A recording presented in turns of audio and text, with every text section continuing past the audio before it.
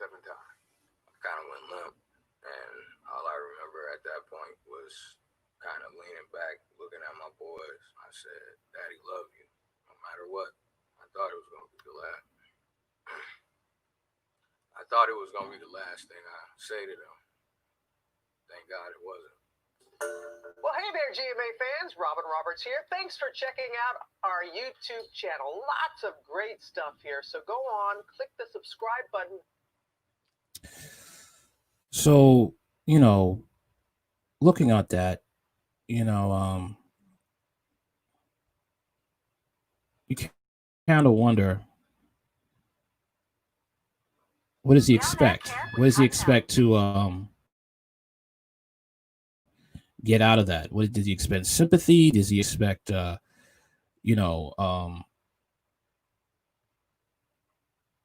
does he expect? And it's kind of sad that you have these liberal media networks that are trying to do what we're seeing now. Jacob Blake, in his first interview since he was shot and partially paralyzed by a police officer in August, and since then, the Kenosha County District Attorney announced last week the officers involved will not be charged. And Michael, we know you had a chance to sit down with Jacob. I had a chance to sit down with him on Tuesday, Robin. And Jacob Blake is a 29-year-old black man who was shot 7 times by a white officer in front of 2 of his children, leaving him partially paralyzed. And this morning, he's telling his side of the story for the first time. You didn't resist. I resisted to getting beat on. And what I mean by that is not falling, not letting them put their head on my neck. That's all I was thinking, honestly. This morning, Jacob Blake is speaking out for the first time, almost 5 months after being shot 7 times by police, leaving him partially paralyzed. I was counting down my breaths, my blinks. I was like, God, I'm coming. I guess this is it for me. All unfolding as his sons watch from the back seat of that car. I was like, he's shooting me. I couldn't believe it, so I kind of sat down in the car, trying to do this. Put my hands up because I didn't want him to shoot me in my face or in my head or nothing. He just kept shooting, What's going through your mind? My babies are right here. My babies.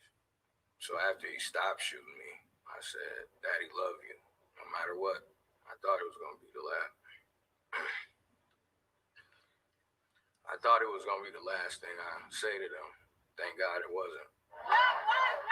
The incident once again sparking protests across the country, adding fuel to a fire that had been burning all summer since the police killing of George Floyd. I didn't want to be the next George Floyd. I didn't want to die. It was August 23rd, and Blake was at the house of LaQuisha Booker, the mother of 3 of his children. They were celebrating their son Israel's 8th birthday when an argument broke out between Booker and a neighbor. So I just wanted to get them. I wanted to leave. My son is inside. Tears was coming out of his eyes. And he said, Daddy, you sure it's my birthday? Like, yeah, I was like, I'm taking him to the store again, make him forget about all this. As Blake prepares to leave, Booker calls police.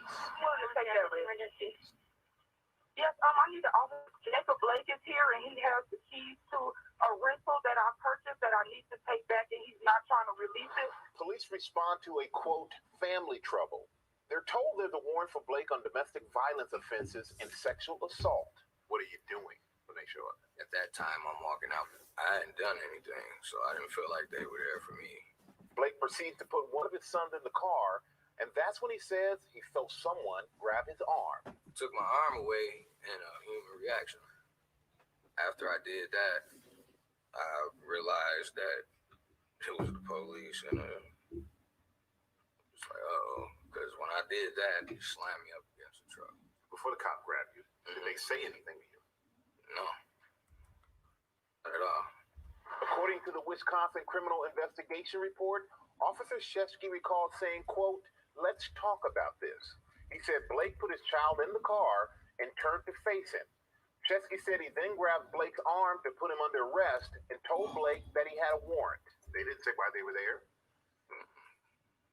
They didn't say anything to me. Did they tell you that they had a warrant for your arrest? No. Some sort of struggle follows. Police believe Blake is reaching for a weapon more than once. Blake denies this. Police deploy a taser multiple times. Blake pulls the taser prongs out of his skin. Officer Sheskey and Blake end up in a physical altercation on the ground. We see you walk away from the officers after they try to grab you. I'm rattled. You know, I realized I had dropped my knife, that little pocket knife. So I picked it up after I got off of him because they tased me and I fell on top of him. With an open knife in hand that Blake says fell out of his pocket, he walks around the front of the vehicle towards the driver's side door. What are you thinking at that point? I'm not really worried. I'm walking away from them, so it's not like they're gonna shoot me. I shouldn't have picked it up, only considering what was going on. At that time, I wasn't thinking clearly. You were thinking once you get the knife into the car, you were going to just say, throw myself to the ground and, you know, on my back. Because if they did it there and they killed me there, everybody would see it. According to the Wisconsin Criminal Investigative Report, Officer Sheskey says that Blake denies this. Blake opens the car door, and at that moment, Officer Sheskey grabs the back of Blake's shirt and starts shooting. You said that we can just look at the video. The video tells everything. There's going to be a lot of people who look at the video and say, in the video, you're walking away from the police. So why didn't he just stop and do what the police are asking him to do? I couldn't hear that. All I heard was screaming. My ears was ringing, so it was all muffled. If the police were fighting me, if they were tasing me, I would stop walking away from them, and they would have my attention. I mean, I had not left or tried to run at that point. That when they tased me, I had my hands up. Officer Sheskey's attorney says Blake was given every opportunity to comply, but he chose not to, and insists that, quote, the officers acted according to their training. According to records released in the Wisconsin Criminal Investigation Report, in the past, Blake has been arrested for attempting to flee police and for resisting arrest. These charges were dropped. There are critics who are going to say, well, he's had run-in with the law in the past. He doesn't deserve any sympathy. If you're a black person in America and you're not perfect, then they say, oh, it was justified. It's like our children have to be angels. We know your kids who were in the car. Have you had any conversations with them about this since it all happened? I've explained to him and broke it down to him, like, Daddy can die, but for some reason I didn't that day. Well, hey there, GMA fans. Robert. Not trying to release it. Police. Okay. All right. Okay. So my thing is with Crump, if that was your daughter being sexually assaulted by her baby daddy like Jacob Blake, and he was shot 7 times and he was paralyzed and never could hurt another woman again, would you have the same type of attitude that you have making excuses for Blake just because he's black? I bet you that he wouldn't be making those excuses. Instead of Jacob Blake saying like daddy was wrong for trying to hurt mommy and trying to put you guys in that horrible situation, that's why daddy cannot walk ever again. He says daddy can die. That's it. He doesn't own up to the consequences of his actions. He says daddy can die. But daddy's here for a reason. Typical Pookie talk. Pookie and Ray Ray talk. And the liberal black America eats it up. Typical. Why in the hell do we make idiots like Jacob Blake martyrs? Well, I wouldn't say we, but the majority of black America is liberal. And just because you're black and a white cop shoots you, you know, the black guy or the black woman is the victim. And the black cop is the bad guy, always. Never look at the facts. Never look at possibly that the black person possibly caused their own death at the hands of police. Just like Breonna Taylor. Just like Walter Wallace. Sad to say, that's just how it is. Sad to say.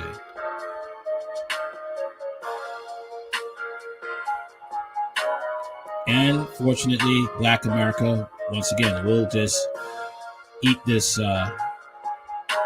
poison food as usual. I didn't want to die, Jacob Blake says in Good Morning America interview. Jacob Blake regrets picking up the knife he says fell out of his pocket during a struggle with a Kenosha police officer. So he had a knife in his possession on August 23rd. I shouldn't have picked it up considering that what was going on, Blake said in an interview. At the time, I wasn't thinking clearly. Blake was shot 7 times by Kenosha police officer Rusten Sheskey August 23rd. He told his side of the story in an interview with ABC Michael Strahan, which aired on Good Morning America Thursday morning. He recalled telling his children, "Daddy loves you no matter what.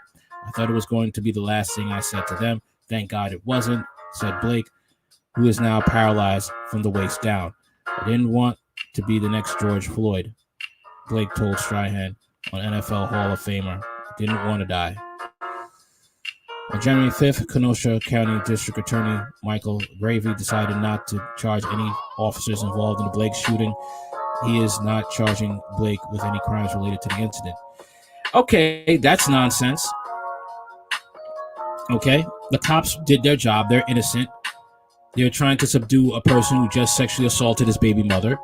Okay, and Blake was the cause of the whole situation. Breaking and entering. All right. The cops don't need to be charged, but Jacob Blake, he does need to be charged. The shooting of Blake was caught on video, which went viral, causing days of unrest and protests in Kenosha. In the moments before the shooting, Blake said there was an argument between his girlfriend and a neighbor, and he was putting the kids in the car to take them to the store in hopes of making them forget all the arguing. Yeah, right. At the time, there was an open felony warrant for Blake's arrest in the past incident of domestic violence. Gravely said Blake's girlfriend had allowed him to come to their son's birthday party, even though he wasn't supposed to be there at her house. She said on 911 call played at January 5th news conference. When police arrived, the struggle ensued. In the interview, Blake recalled several of the details that were included in the 800-page report. Gravely said that Blake pulled a knife from his waistband and that when officers tased Blake, he pulled out the prongs. However, in the interview, Blake claims he was tased, fell on top of Sheskey. He then pulled the prongs out and got off Sheskey. That's when he says the knife fell out of his pocket and he picked it up. Boy. Blake told Strahan he planned to put the knife in his car and throw himself to the ground. And put my arms behind my back, because if they did it there and they killed me here, everyone would see it. According to Sheskey, he said Blake tried to drive the knife toward his body. Blake denies doing that. Of course you're going to deny doing that. Blake said he couldn't hear the officer's commands as he was walking away. That is a lie. You see the video, the cop had the gun pointed close to his back, and the cop was scared. Because Blake put another cop in a headlock and he was punching him. He told him to don't move. Blake thought he was invincible until he got those 7 hot bullets in his back. All I could hear is screaming. Blake said it was all muffled. Since being shot, Blake had 37 surgeries and attended physical therapy for 4 times a week. Blake said he talked to his children about what happened, telling them Daddy can die, but for some reason I didn't that day. More from the interview was featured on ABC's Nightline on Thursday night. Oh boy. It's ridiculous, man. This is ridiculous. Okay. It's just ridiculous because blacks now, when they commit a crime and there's a white cop, they will try best to make it look like they're the victim and the cop is the perpetrator. This is what's going on. This is the type of games that are being played now by Pookies and Ray Rays. I ain't talking about blacks who are innocent and actually victims of police brutality and cold-blooded police killings. I'm talking about cops. I'm talking about blacks that are lowlives doing crime, and they know how the left-wing media works,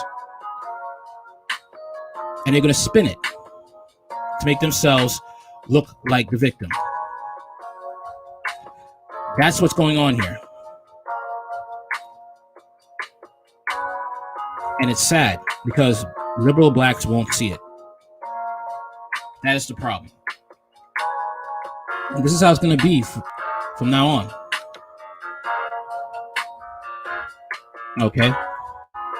This is how it's going to be out from now on. And plus with Biden in office, okay? And he has a black woman in charge of civil rights laws who thinks blacks are superior to whites over some Wakanda nonsense that she studied, some pseudo science nonsense. It's going to be interesting these 4 years. No, I am not a Republican. No, I am not a Democrat. I'm an independent conservative. But so far what I'm seeing, okay, you thought Trump was going to be a person that was going to cause a national divide. Wait till you get a load of Biden. That's what's going to be a problem here. That's what's going to be a problem.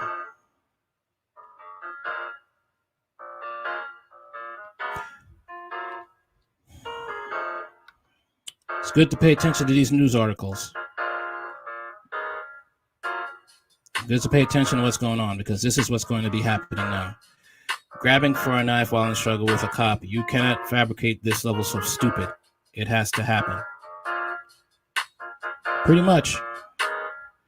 But this level of stupidity is going to be okay, because you're going to have, minorities who are in the wrong, who are criminals, that are going to pull this game.